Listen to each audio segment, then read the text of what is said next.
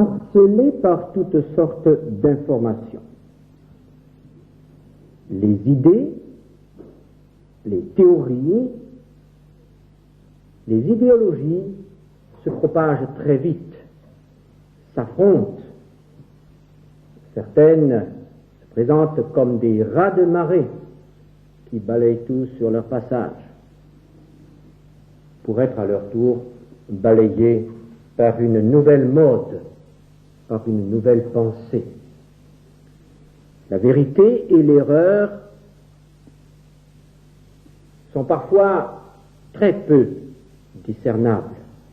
On ne sait plus ce qui est vrai, on ne sait plus ce qui est faux, ce qu'est la vérité, ce qu'est le mensonge. Tout est diffusé, tout jouit de la même rapidité de diffusion. Et même dans l'Église, l'erreur cherche toujours davantage à pénétrer, à s'installer et à séduire les fidèles. L'apôtre Paul écrivait à son jeune disciple Timothée, dans la première lettre à Timothée, chapitre 4, verset 1, l'Esprit dit expressément que dans les derniers temps, quelques-uns abandonneront la foi pour s'attacher à des esprits séducteurs et à des doctrines de démons.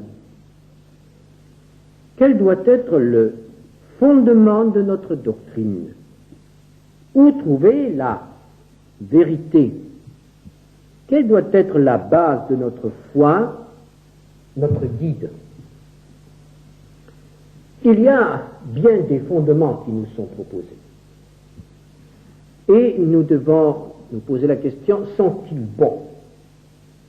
On nous dit, le fondement est dans l'homme.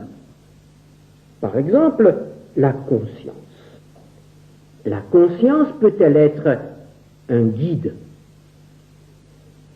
La conscience est certainement un guide.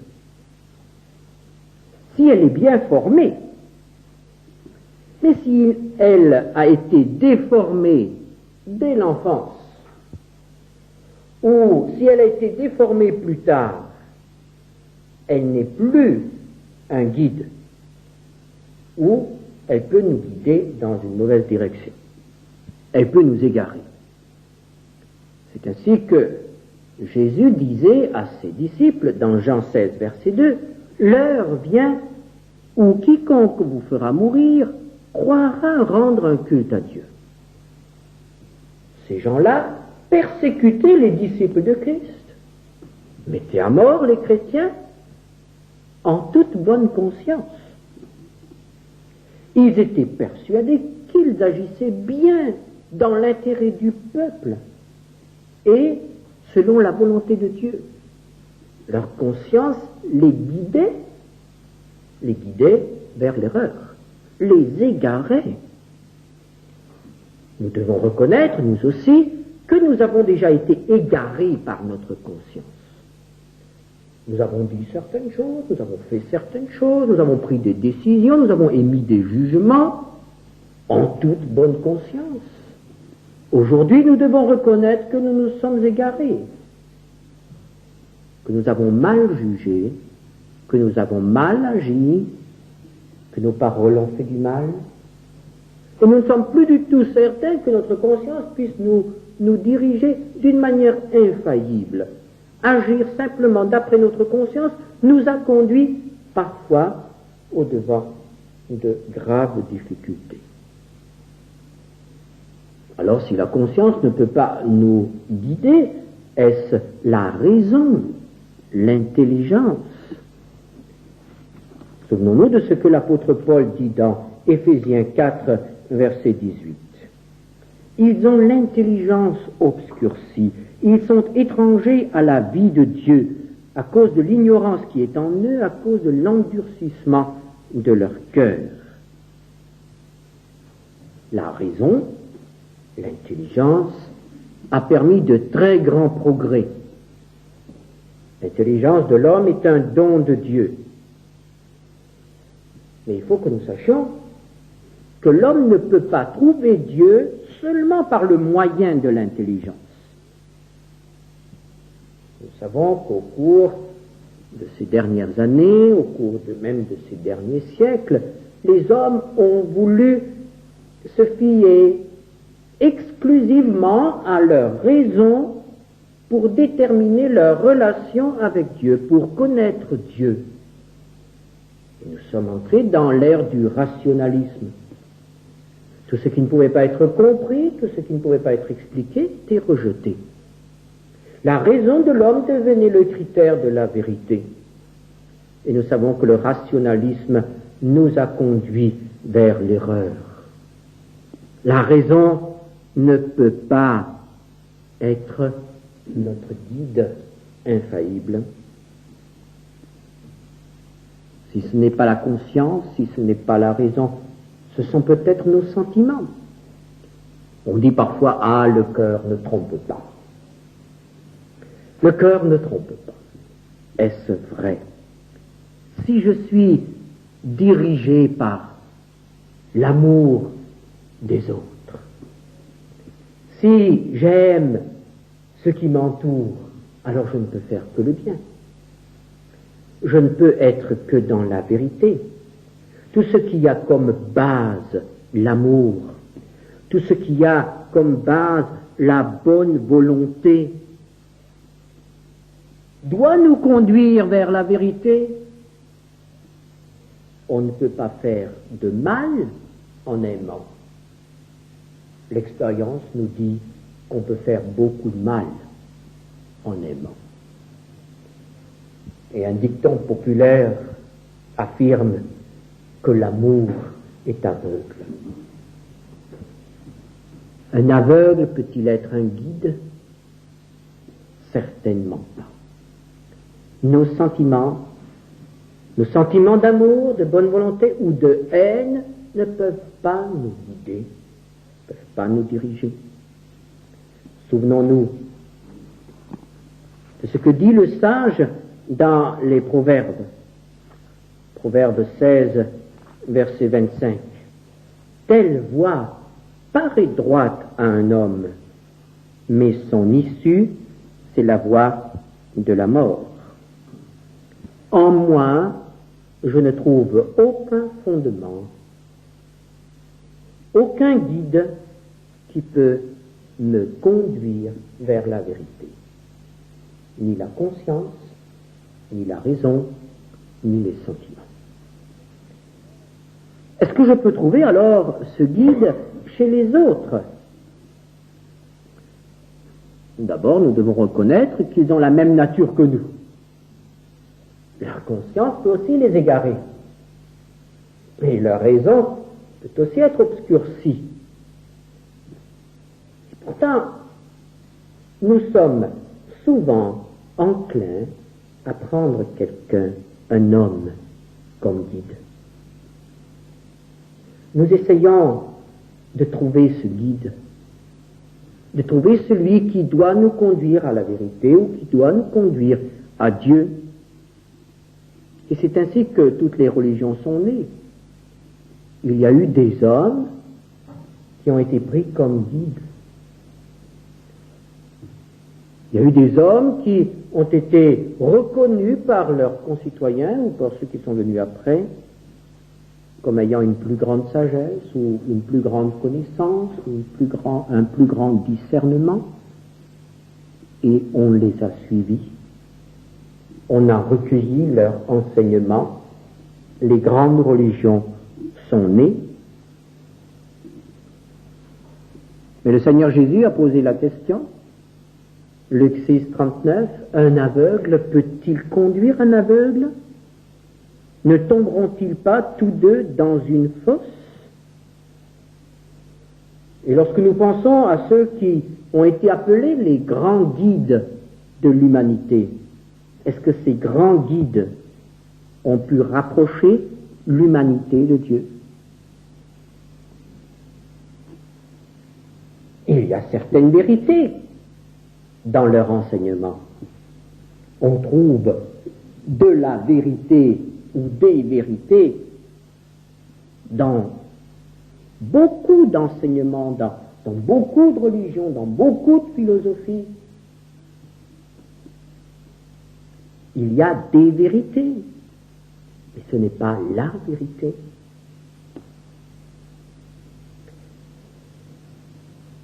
Nous ne trouvons pas chez les autres ce guide qui peut nous conduire à Dieu, à la vérité. Mais alors, est-ce qu'une assemblée, est-ce qu'un conseil, un concile ou un synode peuvent conduire à la vérité? Est-ce que la vérité est dans la masse? Est-ce que la vérité est du côté de la majorité? La démocratie nous apprend à accepter toujours la volonté de la majorité. Mais il faut bien reconnaître que la volonté de la majorité ne coïncide pas toujours avec la vérité.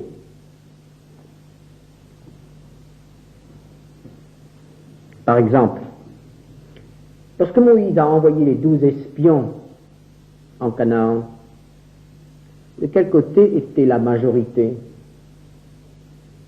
10 ont affirmé que la conquête était impossible. 2 ont dit allons-y. Le peuple s'est mis du côté des 10 et il est mort dans le désert.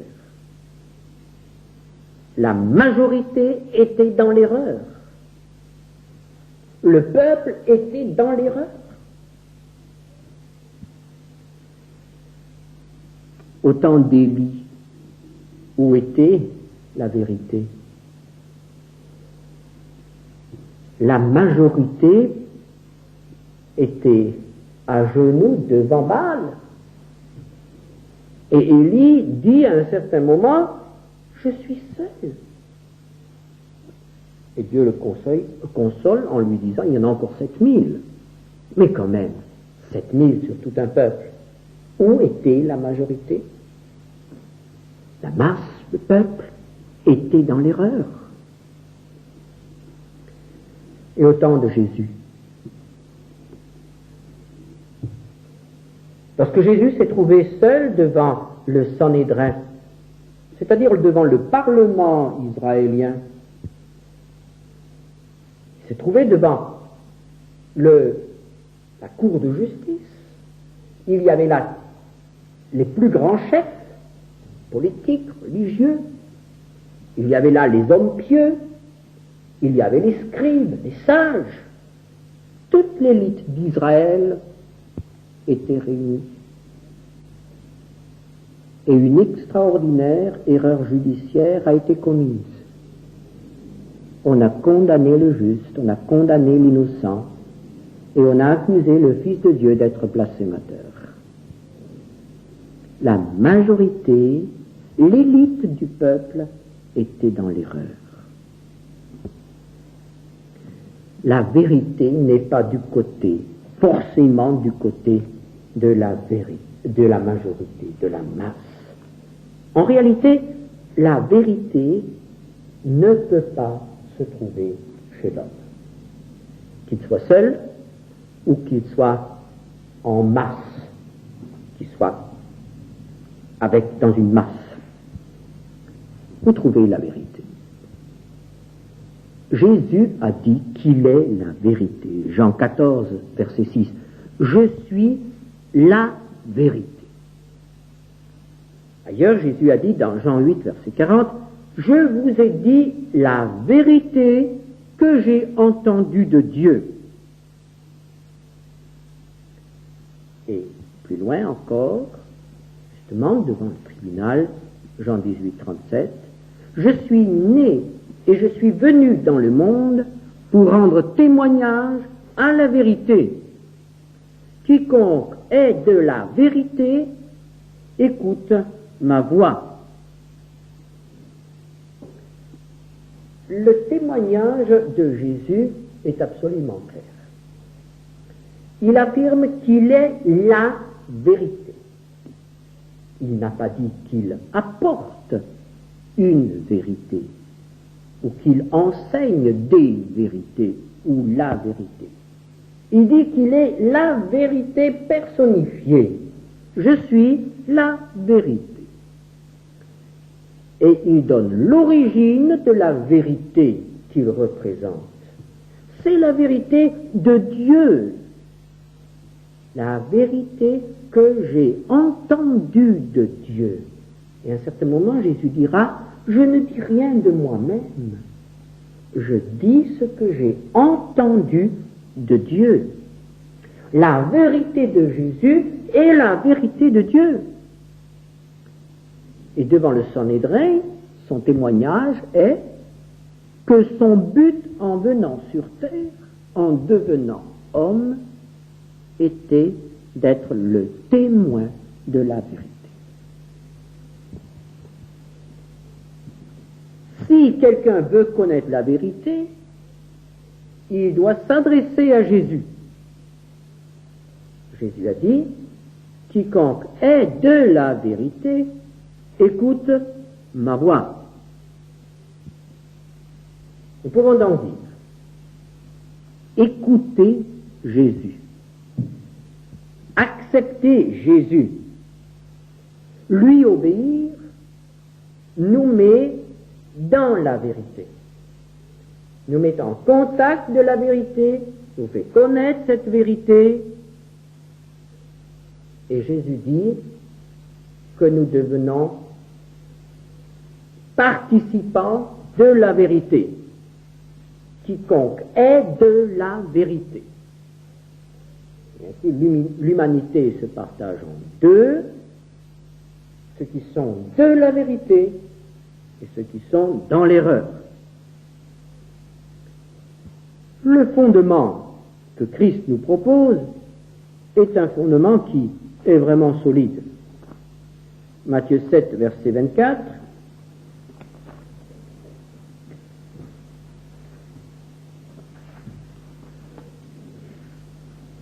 C'est pourquoi quiconque entend ces paroles que je dis et les met en pratique sera semblable à un homme prudent qui a bâti sa maison sur le roc.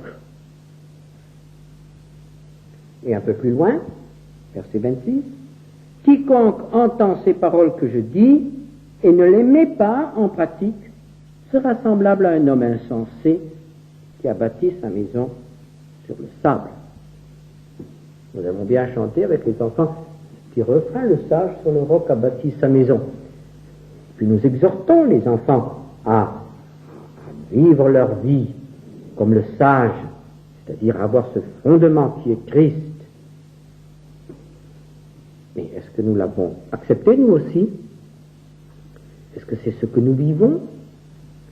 Est-ce que nous sommes vraiment ancrés sur ce fondement qui est Christ? Nous avons reconnu en lui la vérité. Est-ce que la vérité change? Est-ce qu'il y a une vérité pour l'époque de Jésus et une vérité pour nos temps, pour aujourd'hui? Est-ce que ce qui était vrai hier peut être faux aujourd'hui? En philosophie, certainement. Dans les sciences aussi. Mais pas dans les enseignements de la Bible. Pas dans nos relations avec Dieu.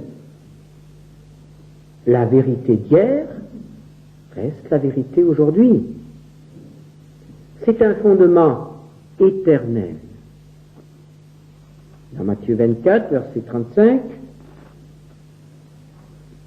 Jésus dit, le ciel et la terre passeront, mais mes paroles ne passeront point. Nous ne devons pas avoir des complexes avec notre vieille Bible. Il ne faut pas avoir peur d'en parler. Elle est bonne encore aujourd'hui. Elle est vraie encore aujourd'hui. Les enseignements que nous y trouvons sont aussi des enseignements pour l'homme d'aujourd'hui. Tant que le ciel et la terre subsisteront, les paroles de Christ seront valables. Et nous savons que lorsque le ciel et la terre passeront, la parole de Christ sera encore loi pour le monde nouveau. Prenons encore un autre texte. Dans la première épître aux Corinthiens, 1 Corinthiens 3, verset 11. L'apôtre Paul écrit « Personne ne peut poser un autre fondement que celui qui a été posé, savoir Jésus-Christ. » Ceci nous fait dire que ce fondement est unique. Il n'y a pas d'autre fondement. On ne peut pas faire d'amalgame ou de synthèse entre ce qui est proposé par tel grand guide de l'humanité et ce qui nous est donné par Jésus-Christ. Il n'y a pas de synthèse possible. L'enseignement de Jésus-Christ est l'unique fondement. Même s'il y a des vérités ailleurs, il faut que nous sachions que l'enseignement de Christ ne peut pas être retouché. L'enseignement de Christ, nous ne pouvons pas le sélectionner, nous ne pouvons pas dire je vais accepter ceci et je vais mettre tel autre texte de côté. Cela ne me concerne pas ou me dérange. L'enseignement de Christ doit être accepté dans son ensemble.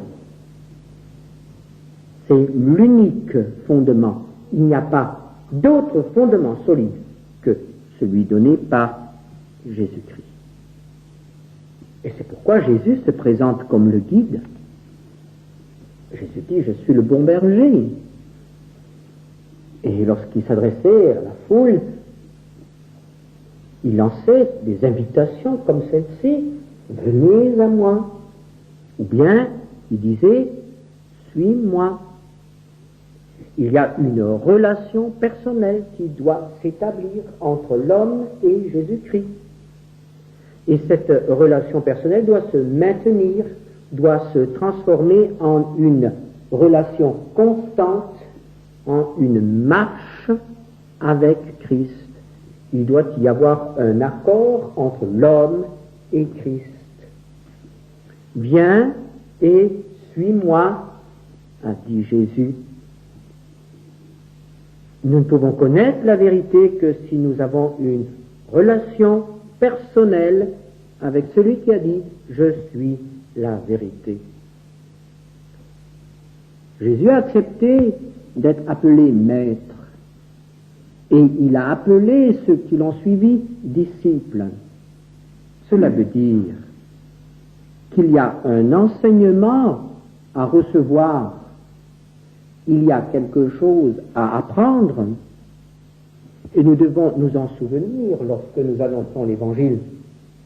Il ne s'agit pas de présenter seulement Jésus comme le Sauveur, il s'agit aussi de le présenter comme le Maître et dire à tous ceux qui viennent à lui qu'ils auront après à apprendre. Ils auront à devenir des disciples, à se mettre à son école pour ressembler au Maître. Et on n'est pas disciple du jour au lendemain. Il faut du temps, il faut des années. On n'a jamais terminé. On n'a jamais fini d'apprendre dans nos contacts avec Jésus. Jésus est la vérité, Jésus est le fondement, il est un fondement éternel, il est le seul fondement. Mais Jésus a vécu il y a 19 siècles. Alors nous, aujourd'hui, comment faire Eh bien, le Seigneur est parti et il nous a laissé un livre. Nous avons devant nous la Bible.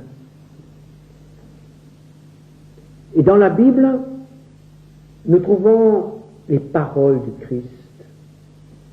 Ceux qui l'ont entendu ont recueilli, ont gardé ces paroles et les ont écrites. D'autres ont été conduits par le Saint-Esprit à expliquer les paroles du Christ, à en tirer les conséquences pour les chrétiens. Christ a parlé. Et avant Christ, les prophètes ont parlé. Nous savons que les prophètes parlaient poussés par l'Esprit de Dieu. Et au début de l'Épître aux Hébreux, nous lisons Dieu a à plusieurs reprises et de plusieurs manières parlé à nos pères. Et il a parlé par son Fils. Et tout ce qui a été dit, nous l'avons dans un livre. Un livre qui n'est pas très épais, mais un livre qui nous donne, qui dit être la parole de Dieu. Et c'est pourquoi Luc, en écrivant son évangile, écrivait à son ami, l'excellent Théophile, dans Luc 1, verset 4, afin que tu reconnaisses la certitude des enseignements que tu as reçus. Nous pouvons avoir des certitudes. Nous pouvons être certains que ce que nous lisons est la vérité. Quelle merveilleuse certitude! Surtout à une époque comme la nôtre, où l'on ne sait plus où trouver la vérité. Mais il faut aussi que nous sachions une chose, c'est que comme Jésus est seul la vérité, de même la Bible est seule la vérité. Évidemment, ceci est assez difficile à dire aujourd'hui et aussi à accepter. Bien sûr, beaucoup d'autres livres contiennent des vérités. Mais ces vérités-là, nous ne pouvons les accepter que parce qu'elles sont conformes aux critères de la Bible. Tout ce qui est contraire à l'enseignement de la parole de Dieu, même si c'est reconnu comme vérité par la masse et par les grands de ce monde, ne peut pas être accepté comme vérité par l'enfant de Dieu. La vérité des hommes n'est pas la vérité de Dieu. Et nous avons la vérité de Dieu dans ce livre qui est là, devant nous. Mais certains pensent que la vérité de Dieu n'est pas seulement dans la Bible. Certains pensent que Dieu a continué à se révéler et que la Bible n'est qu'une partie de la révélation. Certains pensent, par exemple, que la vérité de Dieu se trouve aussi dans la tradition. L'Église catholique a adopté cette position-là. L'Église catholique dit Dieu parle par la Bible et par la tradition, et la tradition, ce sont les décrets des conciles et les lettres, les encycliques des papes. Il y aurait une révélation constante. D'autres, dans certains milieux, affirment que dans les derniers temps, Dieu donnera encore des révélations. Et alors, on nous présente toutes sortes de révélations aujourd'hui. Mais la parole de Dieu nous exhorte à contrôler ces révélations. Ce qui, Dieu ne dira jamais le contraire de ce qu'il a dit autrefois. Et toute révélation qui viendrait contredire ou modifier la révélation que nous avons devant nous dans le texte écrit doit être accueillie avec une très très grande méfiance. Même si cela vient d'hommes qui, autrement, sont des hommes remarquables par leur piété, par leur sagesse et leur connaissance.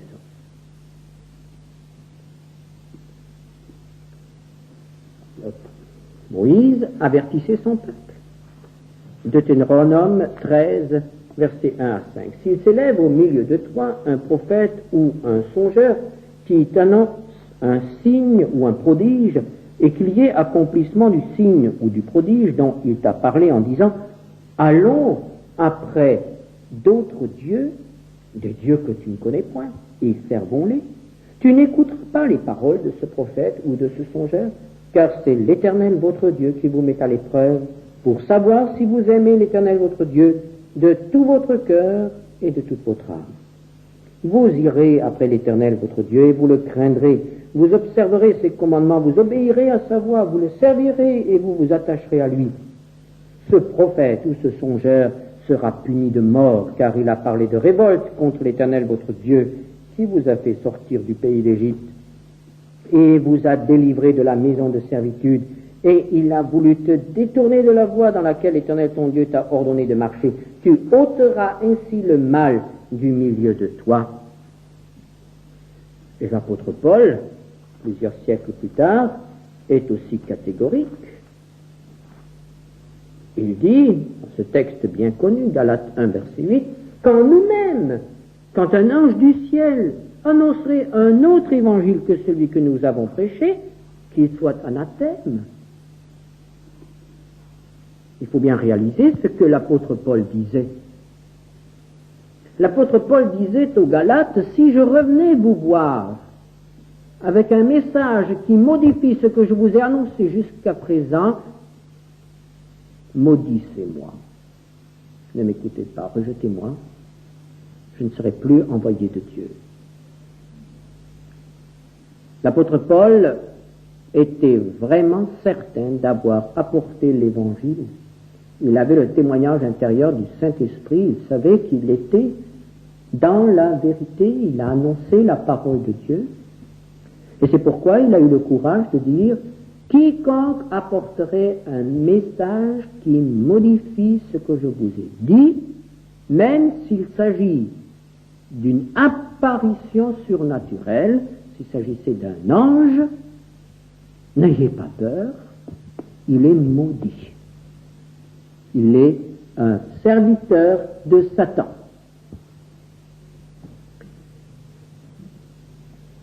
Un seul message, un seul évangile. Et c'est pourquoi nous pouvons repousser tout ce qui nous est apporté comme étant un autre évangile, ou comme quelque chose qui va plus loin, ou comme étant quelque chose qui soulève le voile, qui donne des révélations, qui donne une meilleure connaissance de mystères cachés. Tout ce qui contredit le message essentiel de l'Évangile, tout ce qui modifie ce message doit être repoussé. Mais alors, pouvons-nous vraiment vivre avec un seul livre? On reproche aux protestants d'avoir un pape en papier, d'être bibliolâtres, des adorateurs d'un livre. Mais est-ce que ce livre est vraiment suffisant? Eh bien, moi je vous dis franchement que si on me laissait le droit de choisir un seul livre dans toute ma bibliothèque, je partirais avec ma Bible, parce que je sais que là, j'ai vraiment tout ce qu'il me faut pour vivre et pour mourir. J'ai tout, il y a de bonnes choses ailleurs, mais dans la Bible, j'ai tout ce qu'il me faut. Et au point de vue doctrinal, les témoignages sont nombreux. Par exemple, Jude écrit au verset 3, « Bien-aimés, comme je désirais vivement vous écrire au sujet de notre salut commun, je me suis senti obligé de le faire afin de vous exhorter à combattre pour la foi qui a été transmise aux saints une fois pour toutes. » La foi transmise aux saints une fois pour toutes. Et là, il ne s'agit pas de la foi qui nous met en relation avec Dieu, mais c'est le contenu de la foi, c'est-à-dire la doctrine, l'enseignement qui a été donné. Ou encore, l'apôtre Paul, quelque temps avant sa mort, enfin avant la fin de son ministère, dans ces régions, disait dans Actes 20, verset 27, Je vous ai annoncé tout le conseil de Dieu sans en rien cacher.